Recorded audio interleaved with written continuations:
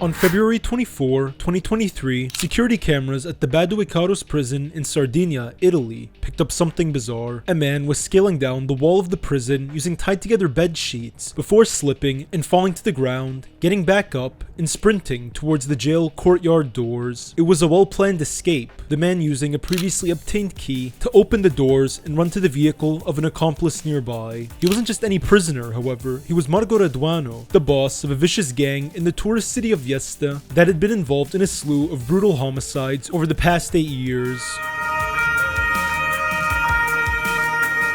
Raduano had rebelled against his boss, Angelo Notarangelo, had him murdered, and from there, a gang war would erupt across the city, men getting their faces blown off with shotguns or shot dead in front of their families. It was just another chapter in the horrific gangland legacy that permeated Apulia, a poor southern region in Italy, home to la Società Foggiana, the Foggia Society. The society had, for decades by that point, held a grip over Apulia's agricultural world, extorting businessmen, moving Albanian narcotics and prostitutes, and violently murdering anyone who stood in their way, whether an ally or an enemy, and Raduano was no exception. This is the story of the Foggia Society, one of Italy's newest and fastest growing criminal networks.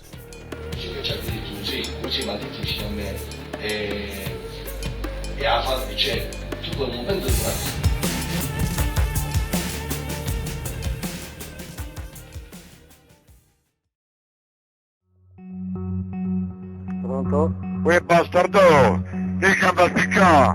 Se no che faceva la festa, figliata! Bastardo, tu sei un bastardo! Tu devi muovere, capito no?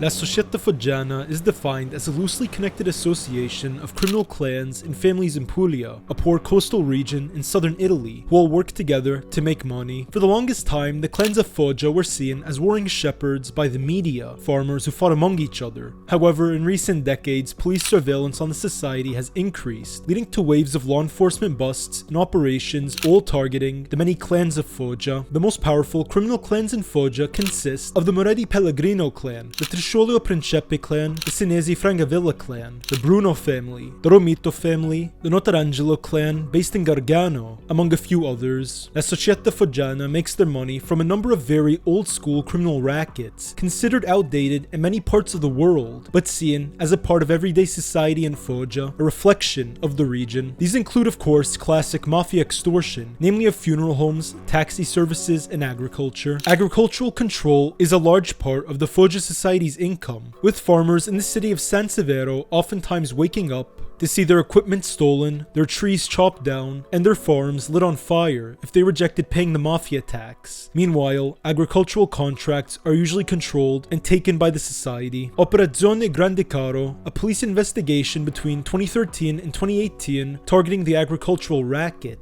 exposed the Sinesi Frangavilla's chokehold over the market. Aldo Delicari, the cousin of Francesco and Bruno Delicari, all high-level leaders within the clan, were rounded up along 48 other people for steering European Union agricultural subsidies to their own companies, or outright stealing them from companies who'd won them. Between those 5 years, the clan had made some 13.5 million euros through subsidiaries, fake farming operations used to obtain grants for non-existent farms, and extortion of already successful farmers. In 2024, it was revealed by Raduano that the Foggia Society's top leadership usually laundered their money through livestock, investing in cows and letting them roam free without their own farms. Extortion by the Foggia Society, like in many other parts of the world, oftentimes includes violence as an enforcement tactic. In early 2019, the Catulo Fumery was a victim of this business. Rocco Moredi Jr., the 24-year-old grandson of the leader of the Moredi Pellegrino clan, had ordered the company owners to pay him a piece of their profits. The company, owned by brothers Alessandro, Margo, and Antonio Gattulo, was struggling financially despite having 3 storefronts, and they couldn't pay Moredi Jr. what he ordered. In January, Moredi had his friend Davide Monti drive to one of the Gattulo stores and plant a bomb,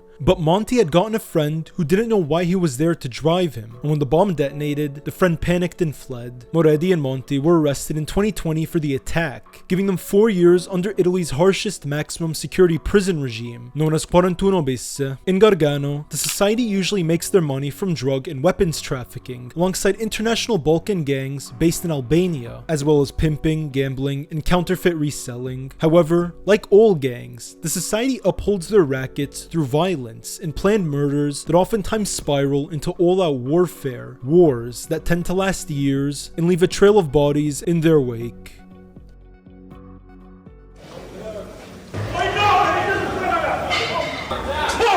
Along with 2 of his bodyguards and a doorman. Kenichi died when a car bomb exploded as he was leaving home for work.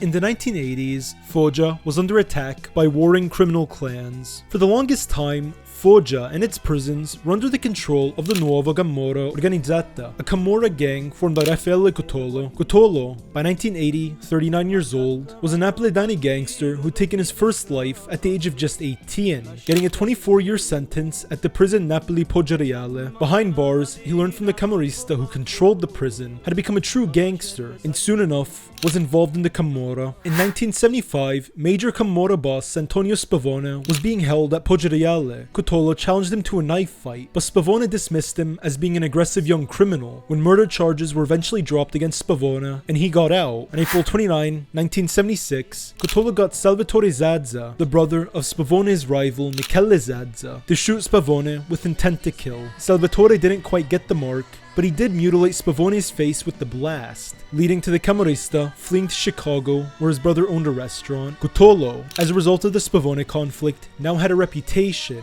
and he began to form the Nuova Camorra Organizzata, a cartel-like organization that recruited young new inmates in prison. He protected them to buy their loyalty, while feeding the poor prisoners who couldn't afford food with goods he'd smuggle into the jail. His top men eventually included gangsters like Pasquale Bara, Giuseppe Pucca, and Vincenzo Casillo. Cotolo, still in jail, ran the gang from behind bars with the influence of the newly released prisoners who worked for him.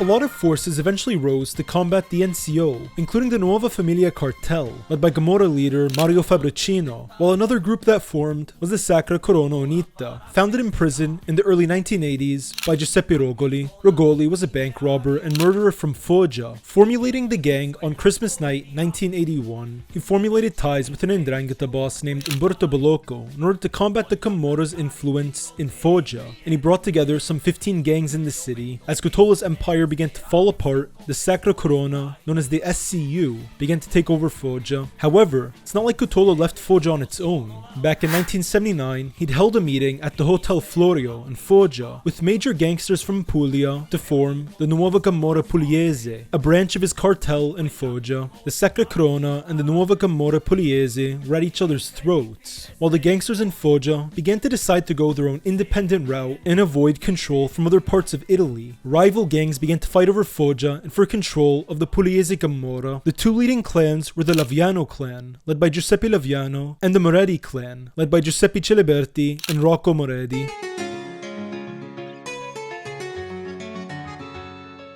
On October 3rd, 1984, Ciliberti was murdered, and with that, the First Foggia War was kicked off. After his murder, things began to restructure in the region. The Moredi clan's top men were, of course, Rocco Moredi, Gerardi Agnelli, Giosuè Rizzi, and Giuseppe Iannelli, while the other side was led by the younger Giuseppe Laviano and his friend Franco Vitaliani. Murders soon littered the streets of Foggia, starting on January 31st, 1986, when Laviano barely escaped with his life while at work at a car wrecking yard. He then survived a shooting at his own home, the bullets flying through the door and injuring him, on March 11. On May 1st, 1986, 3 Laviano gangsters were partying at the Bacardi, a nightclub in Foggia. That night, Giosuè Rizzi sent out a group of gunmen to the club to kill them. They stormed the club, raised their guns, and opened fire on the crowd, killing Laviano gangsters Giovanni Rollo, Pompeo Rosario Gorvino, and Pietro Piserchia, and killing a woman, Antonietta Casanelli, the girlfriend of a drug kingpin named Gennaro Mango. There that night, partying with Laviano's men, and just barely surviving getting killed. Also surviving the hit was Leonardo Piserchia, a famous Foggia gangster. The event was horrifying to the public, going on to be known as La Carneficina del Baccardi, or the Baccardi Massacre. It was known to law enforcement almost immediately who had ordered the shooting, and within less than 2 years, Rizzi was behind bars, getting a 30-year sentence in June of 1988. On March 31st, 1988, Moretti gunned down Laviano's soldier Tommaso Dello Russo, shooting him dead at a car wrecking yard. But just 4 years later, Moretti would get 25 years in prison. On January 10 of 1989, with his men falling left and right, Laviano chose to flee Foggia and run to Martina Franga. He got his friend Franco Vitaliani to pick him up outside his home and drive him to a train station in San Severo, but Laviano never arrived. Instead, his own friend had betrayed him. Vitaliani was afraid of being killed by the Moretti gang, which was clearly winning.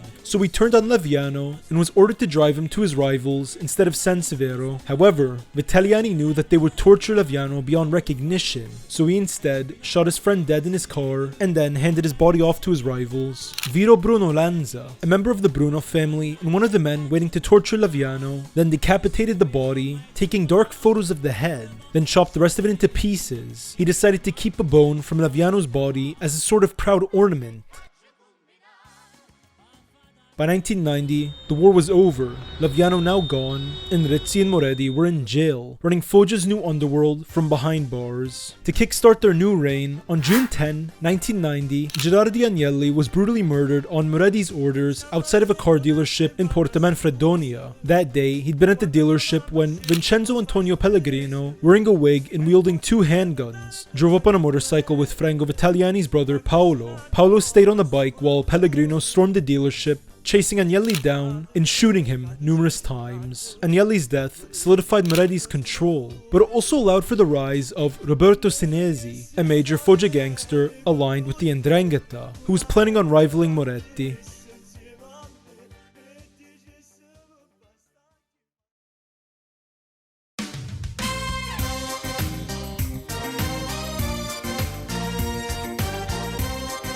Senesi got a lot of his power from allying with 'Ndrangheta boss Franco Trovado, and he also aligned himself with Mario Francavilla, a funeral home owner who became Senesi's treasurer, while one of Francavilla's sons would marry Senesi's daughter. On January 22nd, 1989, tension regarding Foggia's funeral rackets would explode into a violent shooting that would, yet again, kickstart a new gang war in the city. Francavilla, a known extortionist, was being targeted by members of a newly rising gangland cell in the city led by Federico Trisciolio and Salvatore Principe. Trisciolio had been arrested in May of 1991 for being involved in the First Foggia War and for running theft, auto theft, and drug rackets, but by 1997 he was out. Tensions began on August 5th, 1997, when 7 gangsters raided a Banca di Roma vault and stole some 40 billion lira, the Italian currency at the time, all in cash. 600 million lira were passed to Trisciolio's people, but only 100 million to Francavilla and Senesi, causing tensions to rise. On January 22nd, at around 8 p.m., Francavilla was riding in a city car on his way home from work when a group of hitmen drove up alongside him and fired numerous times. Francavilla, struck by bullets, stopped in the road as the gunmen hopped out and shot him at close range, killing him and starting a new wave of bloodshed in Foggia. On June 15, Paolo Vitaliani, out of prison for just 3 weeks at that point, was targeted by Trisciolio's people. He was now aligned with Senesi, and upon his release from jail, was sent to threaten Vincenzo Pellegrino, slapping the killer and telling him he had to kick up to Senesi, not to Moretti. Just before 8 a.m., Vitaliani was on a moto scooter driving on Via Gioberti when Gianfranco Bruno, a member of the Bruno family, drove up on another moto and shot Vitaliani dead. On September 21st, Trisciolio, Principe, and Piserchia met at the Elia bar at around 7 p.m. to get drinks. 2 hitmen sent by Senesi then drove up and sprayed the bar.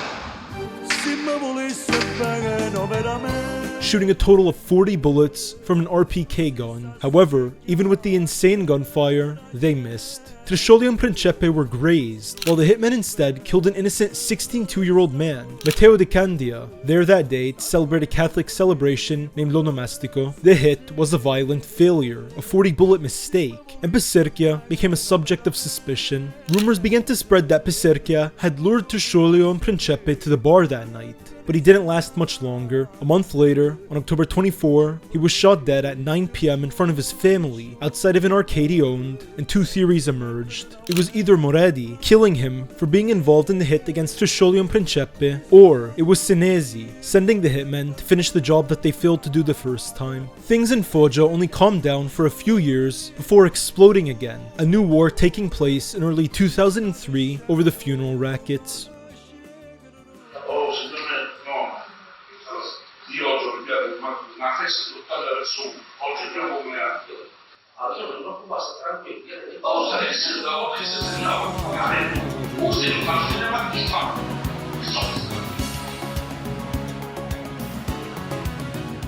In the summer of 2002, on June 24, the Carabinieri launched Operation Double Edge, arresting 41 men in Foggia for the violence across 1998 and 1999. Included in the raid were Senesi, Trasciolo, and Principe, but Senesi was acquitted, and with his rivals in jail, he waged war on the remaining faction, with Franco Vitaliani serving as his general. On July 10, 2002, Vitaliani walked up to Giovanni Bruno, sitting on a bench in the Cep neighborhood, when it was alleged that Vitaliani shot and killed him, as he believed Bruno had been one of the gunmen in the 1998 hit on his brother Paolo. On July 22nd, Trasciolo soldier Pasquale Novelli was shot dead in front of his apartment in Corso Roma, killed by the same gun used to kill Giovanni Bruno, and police believe that Vitaliani was behind the hit.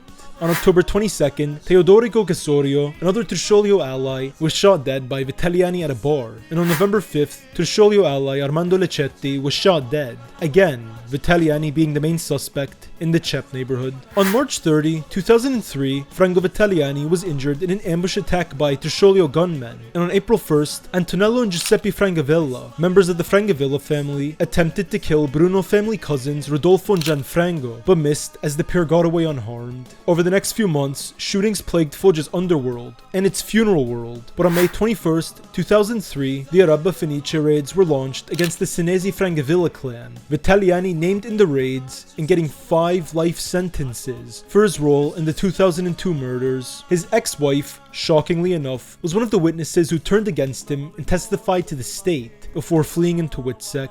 19 other convictions were laid out for 7 bombings, 26 extortions, and more. With that, the war was essentially over, the final murder taking place on October 13, 2003. Following the brutality, the Trasciolo clan and the Senesi clan decided to come together and put the violence behind them, now focusing on making money. They agreed to split the funeral extortion racket and agreed to keep the Moredi clan out of it, essentially removing his once powerful chokehold over Foggia. They were charging funeral homes up to 500 euros per body in extortionary fees. On May 16, 2007, the Carabinieri would launch Operazione Ozeride, a crackdown on the Società Foggiana's funeral racket, but this raid would lead to a new wave of violence and murder led by Moredi, angry that he was kept out of the funeral scheme. Moredi's son, Pasquale, had just received an acquittal in a drug trafficking case and was back on the street. Officers overhearing wiretaps of his father appointing him and Vincenzo Pellegrino as his family's representatives. On May 5th, 2007, Pellegrino was standing at a betting shop in San Severo when a man wearing a mask walked up to him and drew a handgun. The gun jammed as Pellegrino began fighting him for it, until the man pistol-whipped Pellegrino repeatedly before officers arrived, forcing the would-be hitman to flee the scene. Pellegrino told officers that he wasn't almost assassinated. Instead, he'd fallen down a flight of stairs, and he was arrested at the scene for aiding and abetting. In mid-July, Pasquale Moredi almost died in Candelaro when a pair of motorcyclists tried to shoot him in his car, hitting his legs and injuring him instead. On August 12, revenge was taken for the shooting of Pasquale when Alessandro Aprile and Nicola Canone, 2 Senesi clansmen, were almost murdered while out driving by 2 gunmen, one of them Gianfranco Bruno.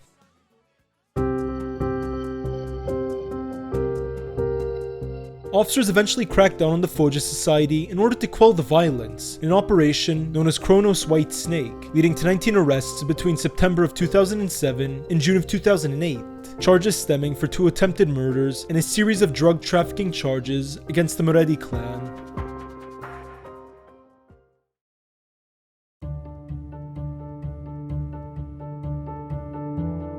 Si è completata con l'arresto di 7 persone in 2 distinte indagini l'operazione denominata Habemus Papam.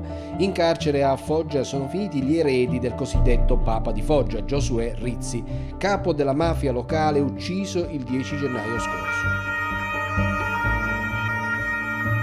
After Operation Kronos White Snake, things began to fall apart for the old bosses of Foggia. Joshua Rizzi had just gone probation with a 6 p.m. curfew on November 16, 2010, and spent his days painting and trying to build a new extortion racket in Foggia, getting his power back and aligning with Roberto Senesi instead of Rocco Moredi. These two factors would eventually lead to the fatal morning of June 10, 2012. Rizzi had stopped at a traffic light in his Ford when he was gunned down, him hit 7 times, and his friend in the passenger seat injured. On October 17, 2015, Vito Lanzo was driving down the road in a rural area near Troia when a Volkswagen sped up by him, Senesi hitmen Luigi Biscotti and Ciro Spinelli inside. Bullets flew out the windows as Lanzo was struck numerous times, his car flying off the road into the field nearby. He played dead as Biscotti and Spinelli inspected him, deciding he was done for and left, later burning their hit car, but being arrested within the day, while Lanza was immediately rushed to a nearby hospital where he admitted he'd been shot. It was discovered that Biscotti was Senesi's nephew, and in a revenge strike, Mimo Falgo was shot at his home one night as he walked up with groceries. 2 men grabbed the Senesi gangster and threw him down, while Fabio Tizzano, a hitman dispatched specifically upon Lanza's request, shot Falgo in the throat, chest and back, paralyzing him but not killing him. As Tizzano fled, Falgo was put into a medically induced coma but survived with permanent injuries. On September 6, 2016, Senesi, now out of prison, was traveling with his daughter, who was Antonello Frangavilla's wife, and her 4-year-old son in the backseat. As they left Senesi's home, a vehicle carrying 4 men sped up and began opening fire with an AK. One of them, Giuseppe Albanese, striking Senesi in the shoulder and injuring his 4-year-old grandson. Senesi whipped out his own gun and began firing back, allowing him to flee the scene alive and rush to the hospital. 3 days later, he was rounded up in a 6-man bust for extorting a tomato harvesting plant in Foggia, where he got 50 euros per tomato truck. Officers arrested him at the hospital and slapped him with additional charges for opening his gun in public. And the same day as Senesi's arrest, Federico Trisciolio's sons, Giuseppe and Fabio, were standing outside their car dealership when they were hit by gunmen dispatched by Ciro and Giuseppe Francavilla,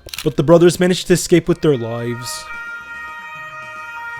On October 29, Giuseppe Albanese, Roberto Tizzano, and Roberto Bruno, Vito Lanza's nephew, were at the H24 bar in San Severo. Earlier that day, Francesco Senesi, Cosimo Damiano Senesi, Gaetano Piserchia, and a fast-rising Senesi gang lieutenant, Sergio Ragno, met with a vicious hitman from Gargano named Patrizio Villani to plan a shooting as revenge for the attempted murder of Roberto Senesi. The men had no idea that their every move was being picked up on police wiretaps. Villani got into a black suit and balaclava and drove to the H24 bar, stormed inside, and opened fire on Albanese, Tizzano, and Bruno. Albanese managed to run and hide in a bathroom as Villani struck Bruno, wounding him, and Tizzano killing him. And tensions in Foggia quieted for a while after that. Ma non sa perché spara, che pensi? Dici tu di caccia. Capri, però non potrei. L'ho fatto la mattina del 29, sei sicuro? No, sì, sono sicuro. È impossibile che Francesco ci andrà a pigliare. È impossibile.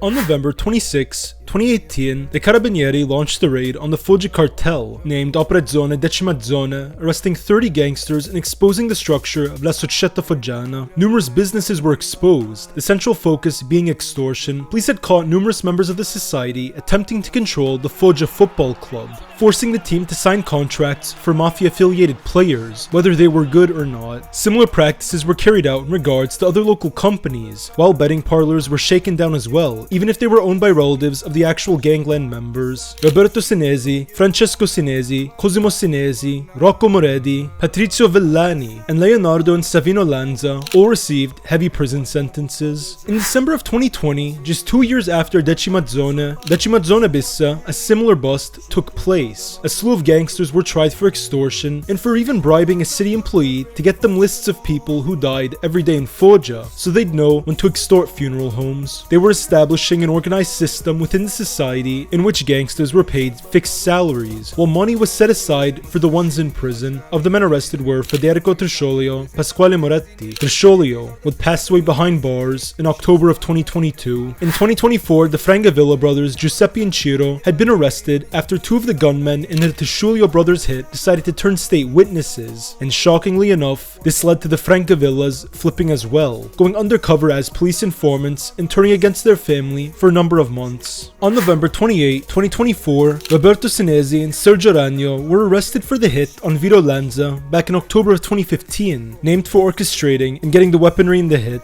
The two informer brothers managed to get Senesi 16 years behind bars, already on top of the 26 he was currently serving, while Ragno got a decade.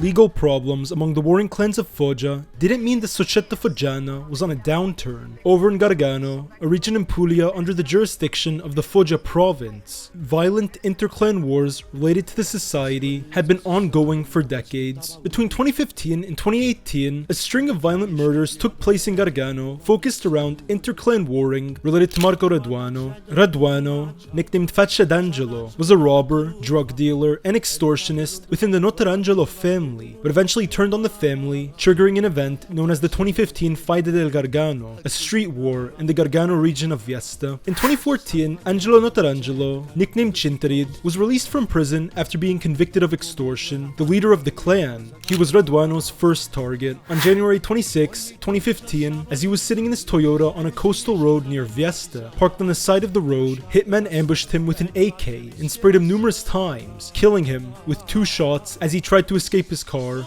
In April, Raduano targeted Marino Solitro, another Angelo clan member who was buying narcotics from non-mafia affiliated sources. Danilo Della Malva contacted Giovanni Iannoli, a man he knew who'd just been released from prison, and pushed him to help kill Solitro. On the night of April 30, 2015, the pair showed up at Solitro's home. Della Malva handed Iannoli a sawed-off shotgun meant to shoot only twice. Without any planning, the men hid in the courtyard outside the home when Solitro showed up, and they leaped. Iannoli shot twice, getting both shots into Solitro but not killing him as they hit his shoulders. Della Malva then grabbed the shotgun, flipped it around, and slammed the butt of it into their 50-year-old victim until he died. On September 3rd, 2016, Raduano's brother-in-law Gianpiero Vescera was lured out to a large farm outside Viesta meant for a meeting. He showed up on his scooter before a gunman ran at him with a pistol and shot him 4 times, chasing Vescera down as he ran and fell into the dirt, dead. The murder caused a split to form within Raduano's group, and Raduano began to reformulate his alliances since he'd believed that some of his own allies had helped kill Vescera.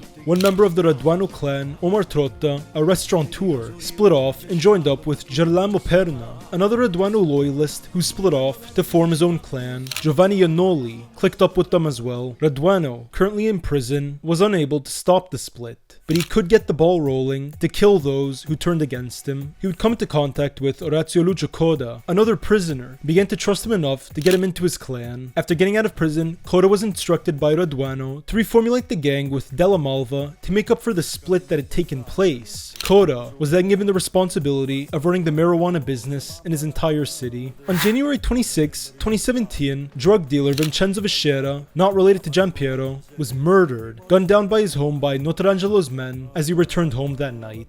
Just 11 days later, as revenge, Angelo Notarangelo's brother Onofrio was targeted by Raduano, shot dead as he sat in his car near his home in Viesta. Raduano's hitmen had run up to the side window and used a shotgun to shoot Onofrio in the face repeatedly until he died. In July of 2017, the moves for a hit began to form against Omar Trotta. Raduano was allied with the Romito clan, another large gang in Gargano led by Mario Luciano Romito. This connected Raduano to Gianluigi Troiano, a secret informant for the Romito clan. Troiano was a member of Perna's gang, aggressively loyal to Trotta, but he had secretly begun to supply info on them to the Romitos. On July 26, Raduano told Troiano that Trotta had to go, and that Luciano Romito wasn't willing to wait any longer. Raduano's cousin used to work as a waiter at Trotta's restaurant, the Antica Bruschetta, so he had information on Trotta's movements. 2 photos were provided to Troiano, and he got to work. Orazio Lucicoda got things moving. On July 27, Troiano was standing outside the Antica Bruschetta with Trota, who was none the wiser as to what was going on. They spoke for a bit, and Trota invited Troiano to stay for lunch, but Troiano declined and left to his apartment, just 500 meters away. On his walk back, he sent a message to Angelo Bonsanto, a hitman from San Severo, telling him what Trota was wearing and where he'd be sitting. Troiano got to his home, snapped his SIM card, and shut the phone off. Bonsanto stormed the restaurant wielding 2 guns and shot Trota dead in front of his daughter. He had no idea at the time that the daughter was there, and later, imprisoned with Coda, he yelled at Coda and took his rage out on him for being put in a situation where he had to shoot Trota in front of his family. Troiano watched from his home security cameras before calmly stepping outside like another confused resident who just heard guns pop off in the middle of broad daylight.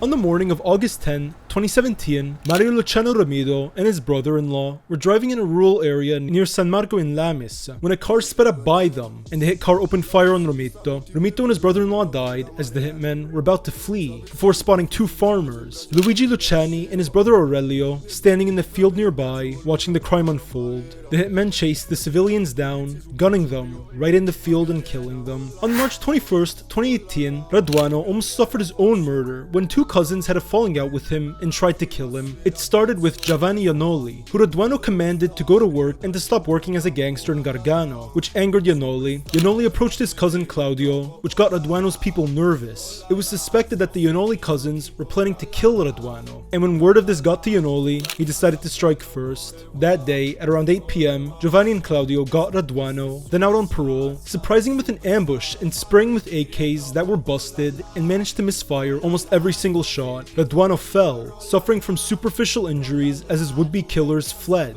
and civilians nearby called the police. On April 6, Giambattista Notarangelo, Angelo Notarangelo's cousin, was murdered by Della Malva. Giambattista had respected Raduano, insulting him on numerous occasions and robbing his drug dealers to combat his clan. Allegedly, he'd also gotten involved in a woman that Della Malva was pursuing and cut off his relationship with her. Giambattista was out working in a rural field when Della Malva, Lucio Coda, and Michele Notarangelo drove up in a stolen Jeep. They exited the car and approached Giambattista before firing on him 16 times with a shotgun and handguns, hitting him 6 and fleeing, setting the Jeep on fire later. They left Giambattista out in the field to die slowly from his gunshot wounds, and he passed in agony a few hours later. Giovanni Iannoli was, meanwhile, growing paranoid that Raduano would send someone to kill him, so again, he decided to strike first. He believed that 25-year-old Raduano gang member Antonio Fabiano was out looking for him, and on March 25th, Iannoli found Fabiano near his home and gunned him down with an AK. On August 7, 2018, the bloodbath in Vieste froze for a bit when officers launched Operazione Neve di Marzo, arresting Raduano on a slew of charges and giving him 24 years behind bars at the Badue Carrozze prison in Sardinia, a maximum security institution on an island off of Italy's coast. Gianluigi Troiano's father Luigi got 3 years, and Gianluigi got 9.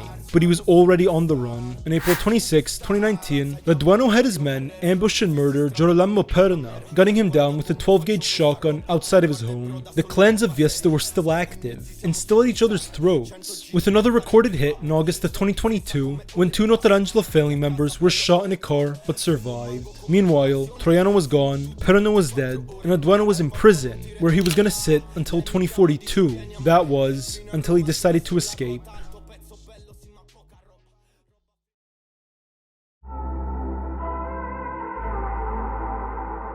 On February 24, 2023, Raduano scaled down the wall of the prison using tied-together bed sheets, which allowed him to get down a short distance before he lost his grip and fell to the ground. He shrugged off the pain as he managed to run to the prison wall, fueled by adrenaline, where he used the key he'd gotten ahead of time to simply open the doors and exit.